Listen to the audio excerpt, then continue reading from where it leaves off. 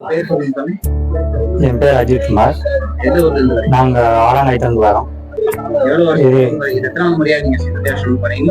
இது முன்னாடி யாகல் மலைக்கு போயிருக்கோம். இதுதான் அங்கே ஃபர்ஸ்ட் வாட்டி வரோம். நல்ல தரிசனம், கைகளால சாமிங்களுக்கு பூஜை பண்ணது, நல்லா மனசு நிம்மதியாக இருந்துச்சு. திருஷ்டி எடுத்தோம். சர்வதோஷம் நிவர்த்தனம் பண்ணாங்க. அதே போல நெத்த சாமி தரிசனம் நிறைய சிறப்பாக இருந்துச்சு. குரு பல்லக்கில் வந்தோம், வந்து பார்த்தோம்.